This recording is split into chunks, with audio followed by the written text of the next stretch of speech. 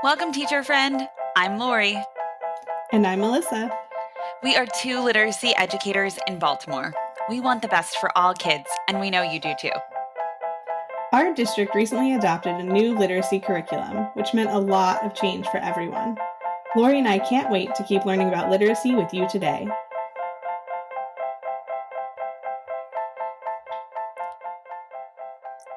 Hi, everyone. Welcome to Literacy Podcast. Melissa and Lori love literacy. Today, we have a very special guest. We have a parent, and the parent is not a teacher, it's not steeped in any kind of educational background in literacy, but has self-taught everything that she knows in order to help her dyslexic child. So we are really excited for today because you are going to walk away with some really clear ways that you as a parent can advocate and can help your child and all the children who are living in your area, in your state. So we're thrilled to have our guest on today. Yeah, and I think it's so great, Lori. I always say that I love having teachers on, which I do because they're like, in the classroom, on the ground, doing the work. And then I always say I like having our experts on because we get to learn so much from them. But I realized this morning when I was thinking about it, I was like, I love the parents that we have on because they are so, so passionate, right? Because it's their child and they're seeing their child have these struggles and they want to do something, right? Because it's their child. So the passion that comes through with our parents. So I'm so excited to have Brett on today because I know she is super passionate about her work around dyslexia. So thank you Brett. so much for having me. I did want to touch on that. So I've been doing this work for about a decade. I'm the mother of a student with dyslexia, and I do not have an educational background. My background is in engineering and business. And initially, it may have been a disadvantage because I didn't know what should be going on. But once I got the feeling that my daughter was not being identified or given proper reading instruction, I kind of started looking at dyslexia, different things. Once I figured that out, my engineering background really came into play and was an advantage. Because what I could do is, I'm an industrial and operations engineer. And so what I was able to do was to look at this broken system and to begin kind of a solutions-oriented mindset to improve the system for the customers who are our children. And that has guided my work for the last decade. And I actually think it is an advantage because I'm not clouded by, or I'm not a part of kind of the groupthink that is not serving many of our children. I love that so much, Brett. And I think so often in education we hear, very quickly people want to put the blame somewhere, right? And it often ends up in one place, right? It's either the student's fault, or it's the parent's fault, or the teacher's, or it's the curriculum, or it's the school, right? It's someone's fault. But I just love what you just brought up, which is like, I could see the whole picture, right? And I could see the whole system and where is that system breaking down so we can really think about everywhere, right? Because it's not just one of those places to put blame on. Correct. Yeah. And that does also, I assume, in your process, make it much more collaborative versus, pointing a finger like school district, you need to change something. It's like, let's work together to bring some change here. And I think you're going to share a bit about that today with us, right? Yeah, I am prepared to talk about all kinds of things because I think what's especially important about the work I do with my 501c3, it's called Our Dyslexic Children. It's the same title as the documentary we put together. We did that to try to kind of create a roadmap for other parents to be able to have similar success in their district.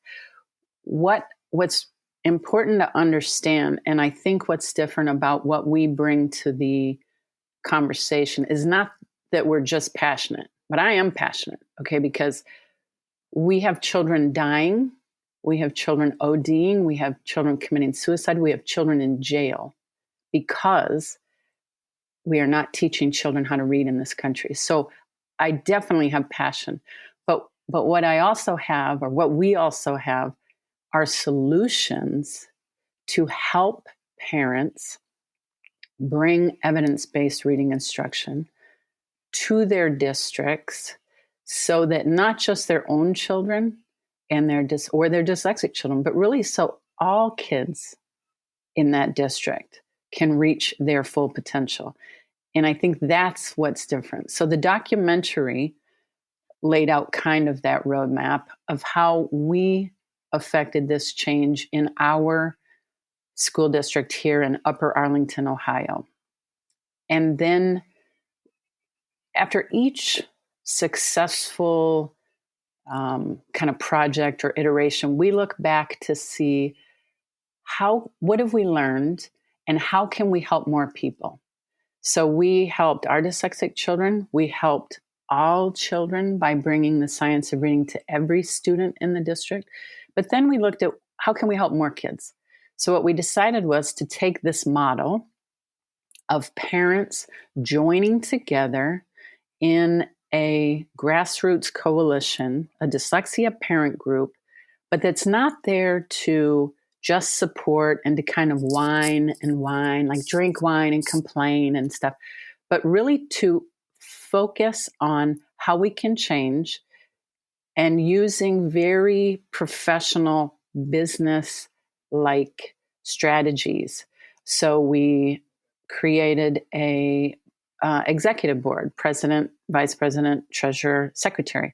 We have a mission statement that very clearly lays out exactly what we're looking for, so that every time we spoke to the district or to the school board or anyone, they all knew exactly what we were looking for. Then we ran that whole process like a business. And so we were able to affect change. So we were very excited. And so then we looked, how can we help more? So we formed a grassroots coalition of dyslexia parent groups in the state of Ohio.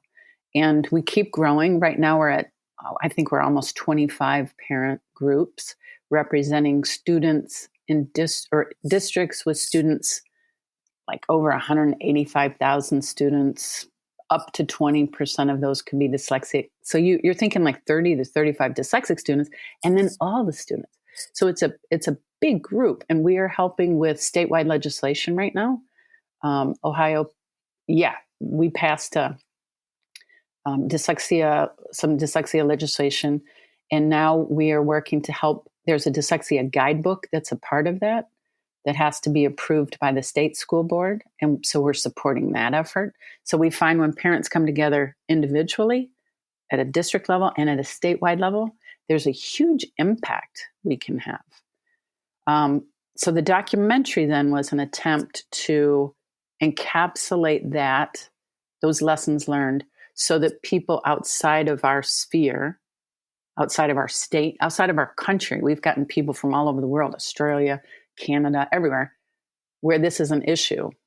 And the purpose was to have parents realize that, number one, their dyslexic children could read. The science is available. And to number two, understand that federal law, the Individuals with Disabilities Education Act, has a lot of teeth in it. And you can leverage that to your advantage. But also to help districts see the very real personal trauma that children and families endure, not through any fault of their own because they have never learned the science, but why they should be intellectually curious and open to move to the science. And so that was the documentary's purpose.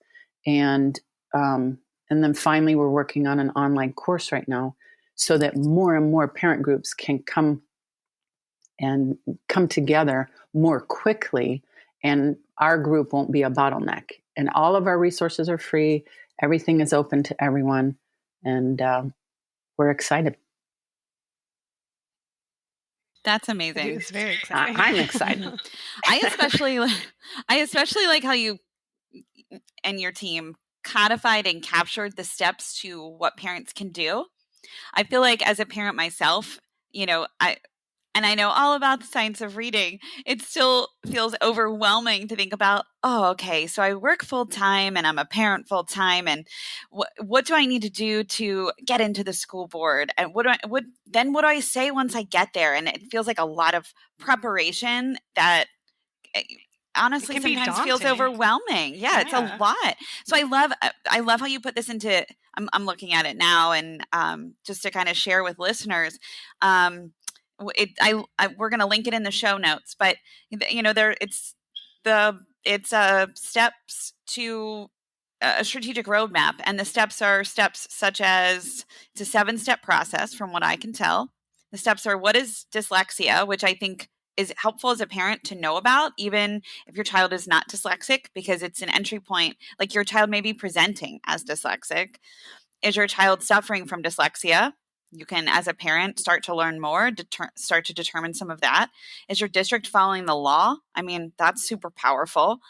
The parent group, engage your district, make your move, and rebuilding relationships. I'd love for you to talk about the ones in there, Brett, if you don't mind, like steps.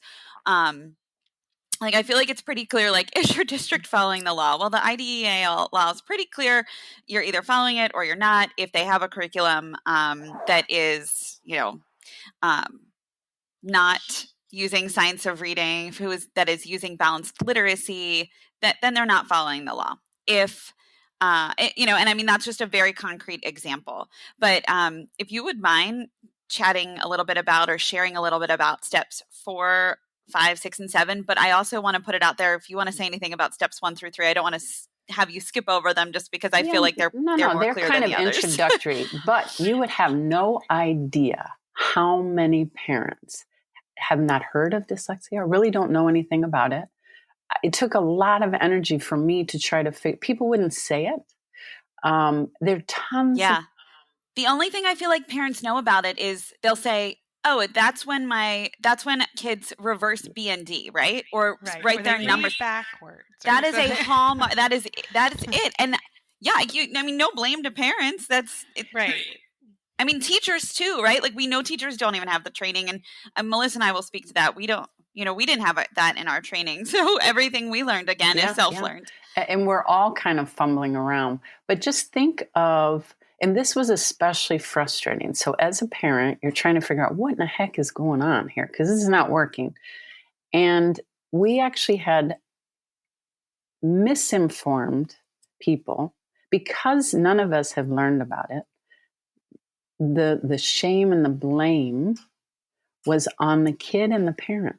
So you didn't read to them enough when they were born. Now, we read in utero to our children, and then every night from then on. So you can't read anymore to a kid. We were told that you should have fed your kid more vegetables. No, absolutely, 100%. We were told that, you should medicate. Just a little shocked by that. Well, I'm getting along and I love everyone. None of us knew, but yes, we had a teacher say that. Because think about it. If you have been taught that what you're doing is going to help kids to read, and they're not doing it, and you're doing everything you've been taught, then it's not me. You guys didn't read to them enough. And you know what? You didn't feed them vegetables, and you need to medicate them, essentially for ADHD, because they're wiggly or they're trying to avoid. It just makes all these weird mental gyrations trying to figure out, if you don't know what really is wrong. And that is so horrific, because the children are already babies, horrified, because the first thing that you are tested on and looked at is reading. And so, and then parents are trying to figure it out. So to be told it's your fault somehow is just adding insult to injury. So anyway, so we figured this information out on our own. We're in a very whole language district. And so we had to find this information on our own, but like Sally Shaywitz's book, Overcoming Dyslexia, I thought was amazing, just as a good primer. But a lot of parents too, and this is, I find this all the time, there are tons of parents who are working very, very hard in their own tiny little silo, alone, doing these amazing things. The thing that I think was so powerful in what we did was we harnessed all of that energy together. And by coming together, you don't just get, 20 people individual, you get it's exponential better performance with all of these people helping and working together. I imagine too, it's like you're harnessing the energy and the expertise and then really able to leverage where everybody's strengths are and be more efficient about the process. And if you think about it too, change management, so we always told parents take care of their own kid first, get them what you need to get them some tutoring, get them evaluated, help your kids so your family is okay. But then you can contribute.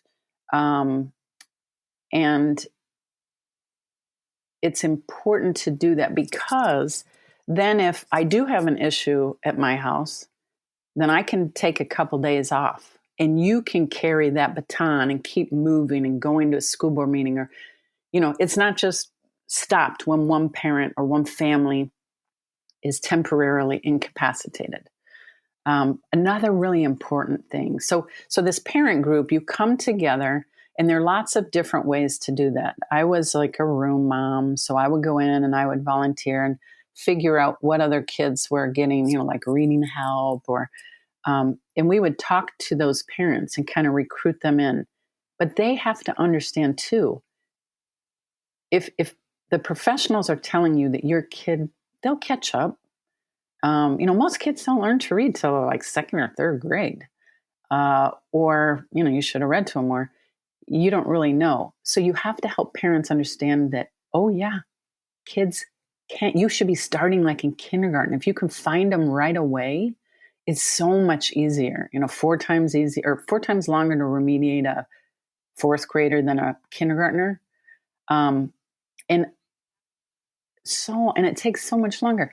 And you cannot imagine how powerful the idea is to help parents understand that Child Find under IDEA means that your school district, your public school district, has an affirmative obligation to find, to search out, and to look for your dyslexic child it's like a specific learning disability in the area of reading. So if you are having to fight to get a neuropsych and pay for your own neuropsych evaluation, which can be thousands of dollars to get your kid identified, they're breaking federal law. And that, because most parents go in, there's all this shame. Like I said, they're telling you should have done all this stuff. You should be reading to them more. You're thinking, God, now I have to go in and I have to ask for, intervention, and, it takes so much time and money. Oh no, you can go in and without hat in hand, like begging, and say, listen, boys, you were supposed to find my kid. I went to a neuropsych. I paid out of my own pocket. Sometimes you can get reimbursed through an IEE, but this is something that you should have done. And we need your help now getting a free and appropriate public education, because this is the law. And just those 2 facts, dyslexic kids can read, and number 2, your district should be finding and helping. Those are 2 very powerful things for a parent to understand. Yeah. Brett, can I ask you a question? You might not know the answer to this, so feel free to say you don't. But I was just reflecting when you were speaking about that I never, in my however many years I was in the classroom, 12-ish years in the classroom, I never actually saw an IEP where it said a student had dyslexia. And I'm wondering, like, is that because they weren't identified as dyslexic, or is that actually that, like, on IEPs, it just wouldn't No, say their that IEPs specifically. in our district now say dyslexia. They used to say dyslexic-like symptoms, but the Office of Special, I've never even seen that. of Special Education Programs, which is the U.S. Department of Education, came out with a memorandum that was sent out to everyone, and I'll see if I can get you a copy if you want. And it said, use the term, people. Use the term. Yeah. I wonder if it's changed since maybe it has changed since I've Well, been out of the classroom. It may take parents and educators who understand, more recent science to say there's a lot of misinformation about it. So you form that parent group. And then the step 5 is really critical, because what we recommend and we coach parents to do is to approach your district. So early on, you're going to talk to your teacher. That's a one person who's really intimately involved with your kid, trying to teach them how to read. And you want to understand what are the issues, what's going on. Help me understand what we're doing here. Once you do that in the earlier steps, now though you want to try to look at the system-wide level. So you want to talk to the principal of the school. You want to talk to the superintendent, assistant superintendent, student services director. And ultimately, you may talk to the school board, either present at a school board meeting as a group, everybody stand up at once and address them so that they understand this is a big issue. But you can also meet individually in smaller groups to help them understand the moral and the legal issues. But we came at it very much from here we are, parents, your constituents, your customers, and we've found all this information that's really very important. And we're learning. We're just now learning about this. So we want you to come on this learning journey with us. And initially, they kind of bought into that, and I was like, oh. And just a personal story. I will never forget. I called my principal, and I said, "Oh, I'm afraid there's all this scientific information I'm getting. There's also like a federal law that says we got to find these kids. I need to come in." And the principal said, "Oh, come in right after school. Bring your husband. We will talk this over." I got a call like about an hour later and said, "Oh, I'm sorry. I forgot I had a meeting. Why don't we come in on Monday and we can all talk about it?" Well, when we got there on Monday, there were attorneys, and it was just like all of a sudden it was like, meh, we just ratcheted this up, because unfortunately he had talked to the special ed director, who was completely whole language and misinformed. And so she did him a huge disservice. And that is the way ultimately that our district responded to us, because of our proximity to whole language. Fontes and Pinnell, reading recovery, really, really, like I can ride my bike there right now. I could walk there. I was going to say, you're talking about literally. Like 2 miles down the road. Yeah. It had a really, really hard hold. And this was a decade ago. And so what they did was we tried, we went at all levels. We asked, we begged for them to help and to listen and to work with us. And they just lawyered up.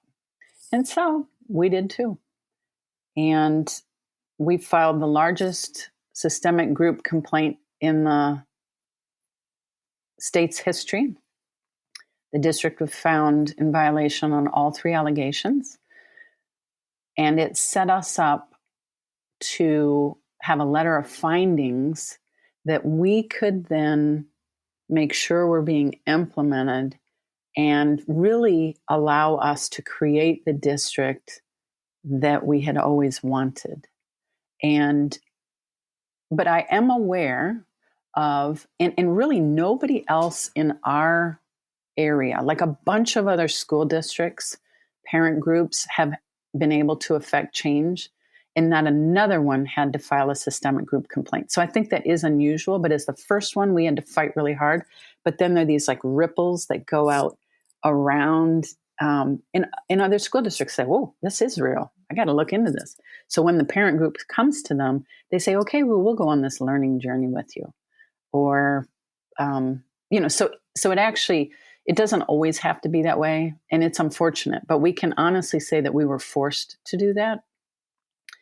So then once this all comes back, everybody realizes, wow, this district wasn't following federal law. We had retirements. We had people move to different positions. We had the opportunity to hire some new people.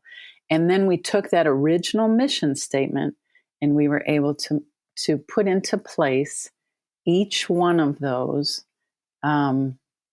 objectives. And, we still meet with our district in a very collaborative, shoulder to shoulder. We went in and we talked to our new superintendent. We said, the reason we got in trouble here was that our communication broke down. So what we are proposing is that we meet on a quarterly basis as the Dyslexia Task Force. And every quarter we meet to make sure that this district is following the science and all our kids are learning to read. And it's not perfect. This is something also too that I think people with a scientific or a business background understand. It's continuous improvement. You never are done improving the process. Change is the only constant. And somehow there's this thing in education that I keep running into where, you mean we're not supposed to do this anymore? This was supposed to be the one thing we were supposed to do. Well, what I'm finding is that to have that kind of growth mindset where you are always getting better at your craft, always learning more, there's more research, you're incorporating that. That is an interesting thing to try to bring to the education community. But I think it will really have benefits. I think it's important. Brett, can you say a little bit more about that?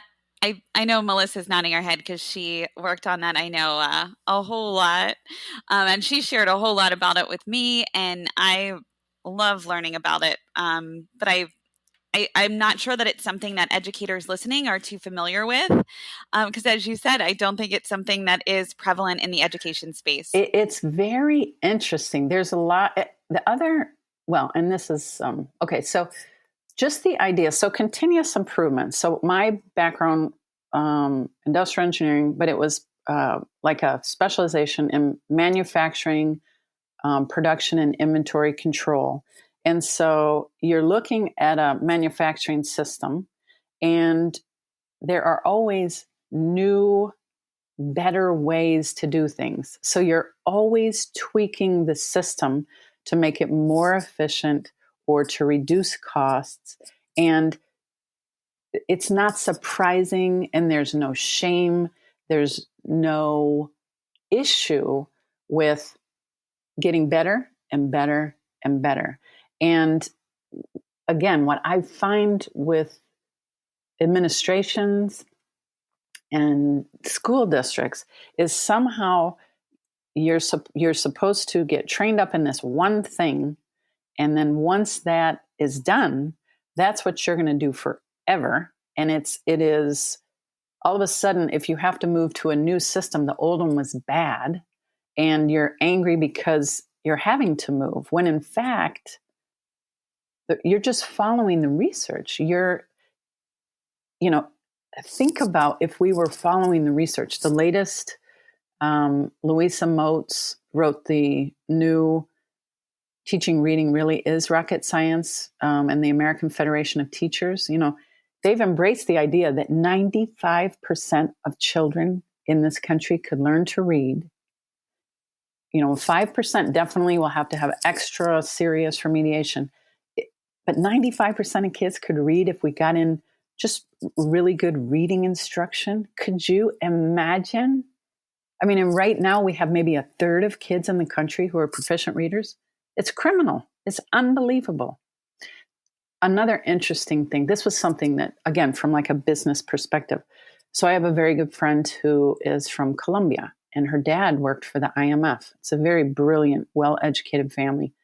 And he said to her, I have never seen a problem with a solution that affects so many people that we're doing nothing about. And the solution is there. There's an actual science-based solution.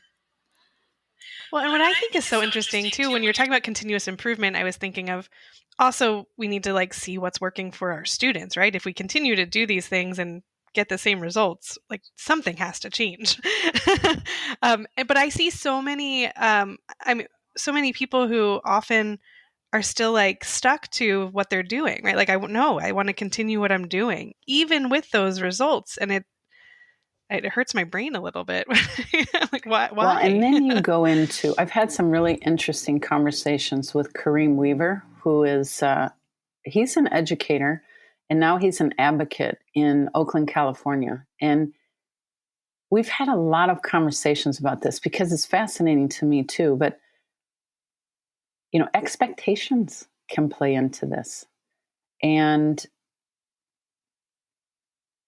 But how can we be okay with only a third of the kids in the country being proficient readers? To me, that's another huge issue. And this is part of why we made the documentary and part of why. So our online course is actually going to be 8 steps.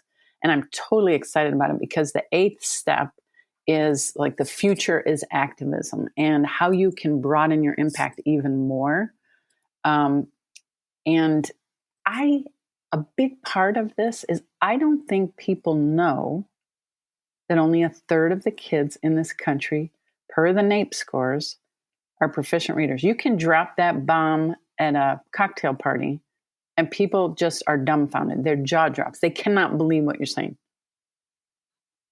Well, not only will they not believe it, but from what my experience in sharing that fact, well, that's not our community. That's like Baltimore City, or that's not our community, right? Like and wherever you are, it's not where you are. And then they name an urban environment. And that is my experience with that. Just to be very frank, frank, it's someone else's fault. Those parents didn't read to their kids. Our schools are wonderful in our area, and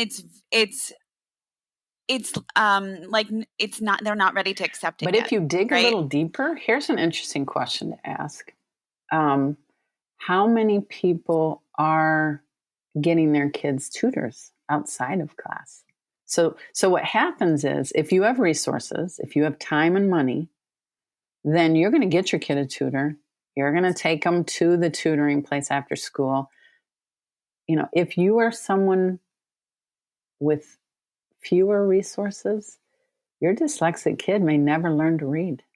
And are we as a society willing to accept that?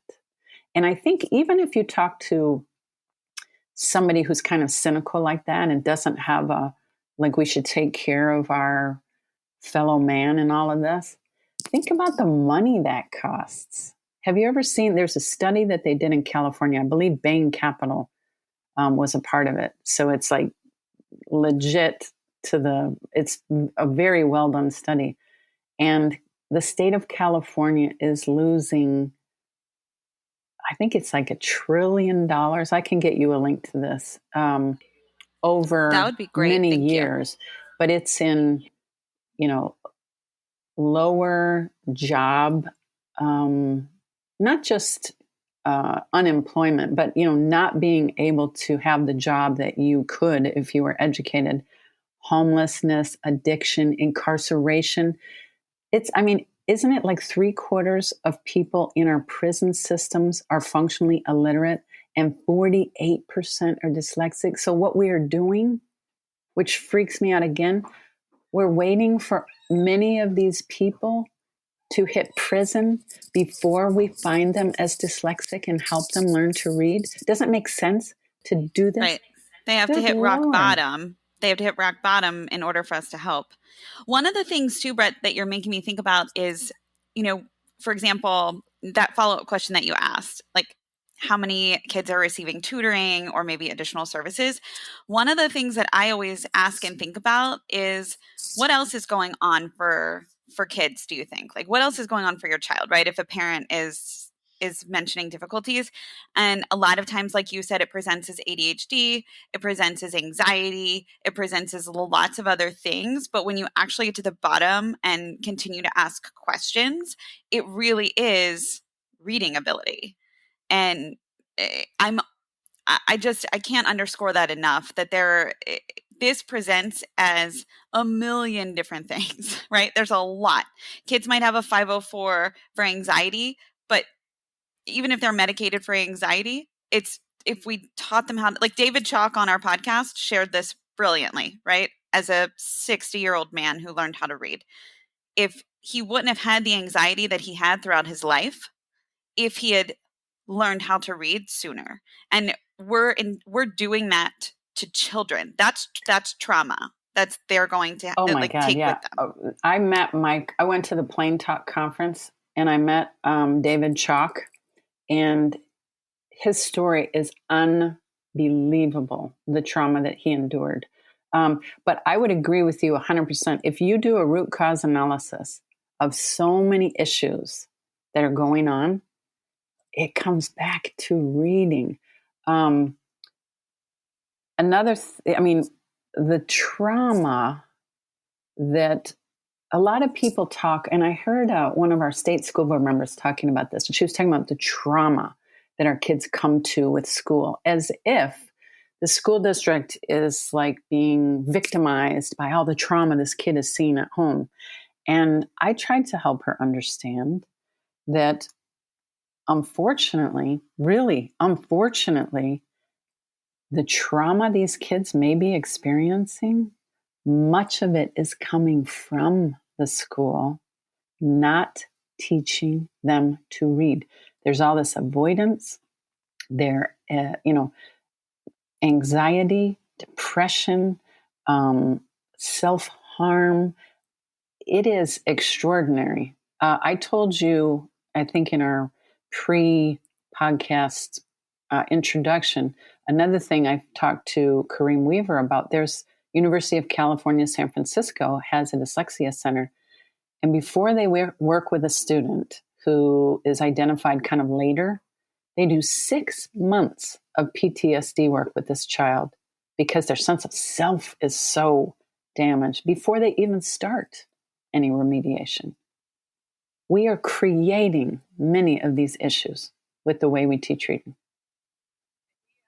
I was going to say, I think Lori posted a comment on social media about exactly what we just talked about. And someone came back and said, no, there's trauma that comes from home. And yes, I think that should be, addressed, that yes, there are some people who are experiencing things in their home life that they're bringing to school that causes that trauma too. But I think what we're saying here is also very real, that some of that trauma happens at school. And we've heard from several people who have had dyslexia or parents of children with dyslexia who say just that, right? Like their trauma, their everything that they're showing and their anxiety, everything that's coming up is because they can't read, right? And it's coming from that. And once they're able to change that, they can see a marked difference in their children and their students. I have a little anecdotal. So I have a friend who is a teacher, and initially she thought I was, she kind of wanted me to just be quiet. I could tell. And I knew, though, as a mama bear, that this is way more important than any, little relationship. I could rebuild that later. But we were standing outside and the dogs were playing and just sort of talking. And I thought, I think she's a teacher that would be having these kids. Because in our district, we put in some good scientific-based reading instruction. We put in Wilson Foundation's kindergarten, first, second, and third. And I realized that about this time, she was going to be getting some kids who had really good reading instruction from kindergarten on. And so I said, what about this class? Could you tell me, is there any difference between your class this year and the class that you had last year? And she said, no, you can't. How can I compare? My kids last year, they were like troublemakers. They were, but my kids this year, it's just a totally different class. They are a class of readers. I can't compare them. And I thought, how can you not come? That's the whole point. You just proved my point. I think that as this ripples through the district, we will have fewer, we won't just have better test scores, but we'll have fewer kids who are in trouble, who are depressed, it's healing. Kids want to learn to read. Brett, can I ask? Sorry. Can I ask a question? So I have shared this story before on the podcast. I'll be very brief, but essentially my daughter Presley is in a school district that uses whole language and balanced literacy approaches. She kept coming home and saying, like, these couple kids are like acting out a lot in class and whatever. And I said, do me a favor, see if you think they could read. Like, just do a little walk by, just notice. Tell me what you notice. And she came home and she's like, I think you might be onto something. I don't think that they can read, and here's why. And she articulated it very well. Like they had, when they read aloud, it was disfluent. Their teacher was giving them leveled books that were much, which I'm cringing as I'm saying this, much lower level than quote everyone than others or everyone else. She said that they got pulled out for a quote group, right? And I'm like, okay, an intervention group. So here's my question, Brett, to bring this kind of full circle here. So say I'm a parent and I advocate and I get that 504, or I get the intervention and my child is now working with a reading specialist. But the district does not use reading science-based interventions. And I think it's really hard, again, for parents to know. Like, how do parents know what are, reading science interventions? So my child is being pulled out. They're getting services. And me as a parent, I feel confident, right? I'm trying to feel confident because my child's getting services. So I'm believing that he or she is getting what they need. But when they're being pulled out, they are not, for example, maybe it's they're using LLI or something that is not aligned to science of reading. What happens then? Like, to me as a parent, I'm thinking I'm getting them on the right track. But it's almost like with every bit of knowledge, now I have more knowledge, and it's both helpful and dangerous, because now I'm navigating a system that is so broken that I've quote gotten my child what they need, yet they're not getting what they need. Yeah, Am I making sense? One of the things that we had was, they were supposed to be getting, I think it was Wilson, and or maybe it was OG, but it turned out that it was like a weekend OG class without a practicum. And so the problem is, too, they have to show meaningful progress. And so if your kid is getting something and they are not making meaningful progress, then that is an issue. They have to, by federal law, change either duration, frequency, what are the others, or to a different program. So your kid has to be showing progress. But that's also where the strength of a parent group comes in. And we actually encourage parents individually or as a group to hire an educational advocate. We had a woman who I love, and I am brokenhearted to say she passed away. But she was a former educator, former special education educator. She knew all about the science. She knew all about the law. And so she could help us to determine whether what they were doing was scientifically based, and then what the law should be. And we eventually did have to get an attorney. Again, this is another place where a group is very beneficial, because instead of paying, $1,000 by yourself, you're paying $50 and everybody else around the table is paying $50. But they can advise you. And again, unfortunately, what we found was that until this is just us, and this is 10 years ago in a very whole language district, until we hired an attorney, they did not listen. But again, doing that as a group helps you to make a systemic change across the district for your kid and all the kids in the district. But your child has to be making progress. And if they're not making progress, then they're not following federal law. And they must, because, an interesting quote that I use to kind of rally our troops every once in a while. Michelle Rhee, who was the former chancellor of the DC schools years ago, she said that there are a lot of different ideas about what we can achieve in our educational system, but just like in the civil rights movement, you start and you work together and you collaborate, but there comes a time when you need to fight. And if you come to that point in your district, know that you stand in the truth and you are fighting for your children. And there's nothing more important to fight for.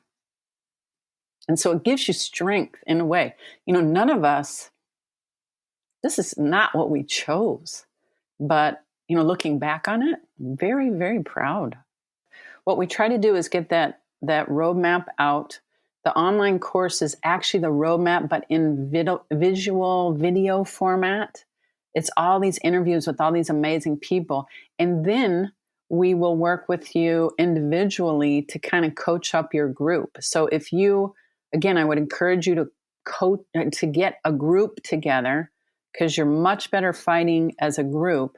But then I'm happy to work with you to strategize and on an individual basis. I just see you and Lori working together to make some changes in her district. It'd be powerful. I'm thinking already, like across the whole state of Maryland, like let's just go big here. I talk to parents all the time. I live like 5 minutes over one county's line.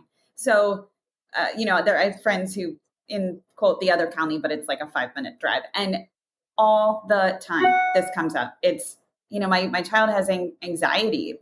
I'm thinking about keeping my child back and repeating this grade. What do you think? I'm like, I think they're going to get the same kind of yucky stuff they've been getting. It's a knock to their confidence. I wouldn't keep them back. We have to get them what they need now. But those questions are permeating our society and nobody's talking about them at scale. And that's where I think we need to bring it up. Yeah. I agree 100%. That's to see what you can do at a district level and then to see what you can do at a statewide level. We are actually trying to prepare, and part of this new course and website that we're going to try to open up in like May, have a big, Zoom party, is a national database for dyslexia parent groups so that we can begin utilizing this at a national scale. Oh my gosh. You have to let us know when that I'll happens. invite you. It'll be in May, hopefully. Yes, please. Thank you. We'll share it with everybody too. Well, Brett, sorry, Melissa, before you do, we have a newsletter, Brett. So we have a Tuesday newsletter that goes out. So if there's anything ongoing that as you're doing, you want us to elevate, please share it with us. We will find a way to work it into one of our newsletters and share it with the greater good. We have lots of friends we keep, literacy best friends we keep in touch with, who send us stuff regularly, and we put out there with our current content, our current episode connected content, but we will add anything that is helpful to the literacy community. We are planning, and I can tell you tentatively, but I worry about giving exact dates. But kind of the first, I think we're thinking around the 10th or so, to do this online course. And we're thinking maybe David Chalk, Kareem Weaver. I had Louisa Moats on one of ours, and she's so outstanding. Emily Hamford was in one of we've interviewed her. And so I'm trying to get the right mix for this, but I would love your help in getting it out to people. Yeah, we're there. We're here for you. Good. Well, thank you What so a gift much. too. I mean, it's just everybody's voice is so special in different ways. That's so cool. Well, and how fun for you guys. I'm jealous. Like, you guys are meeting amazing. And this is one of the other things that I love about this work. It's almost selfish, meeting such outstanding people, because every single person who gives a crud about kids learning to read is a special person. And I admire these people very, very much. I couldn't agree We're with that super more. lucky. Yeah. I feel the same way. Yeah. Well, you've given a million pieces of advice, but since we're at the end of our episode, we always ask our guests to leave with one last piece of advice. So if you have something else to share with everyone, Brett, we would love to end with just one last thing. I think the overarching theme of our work is that coming together, as a parent group, coming together and making this change, you really can bring the science of reading to your district so that every child can learn to read. And it is possible. I have been in conversations with people that, it's kind of cynical. Why try? You can't change the system. And we are a living, breathing example that it can be done. And so we hope that inspires people to make changes for their district, because, and you're doing it for kids whose names you will never know, but you're changing the trajectory of so many lives. Absolutely.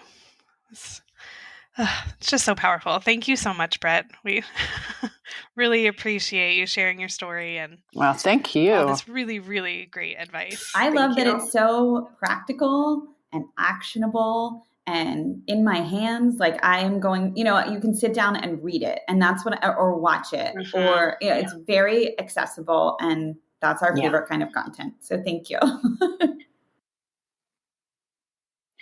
When we tried to all get together, we got like the team together who is involved, and we all sat around one afternoon and, we made, like, this is step 1 and here are all the things.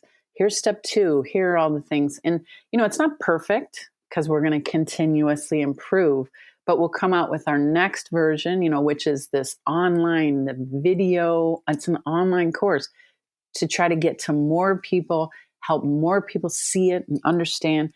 We'll do another version as the materials change and as science moves ahead.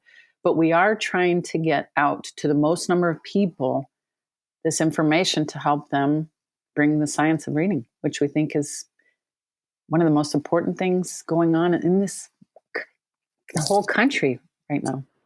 Well, thank you. We can't wait for your course, and we can't wait. Oh, I can't wait to see the course and join. And, I can't wait to hear more from you and update after the course. We'd love to hear how it's going.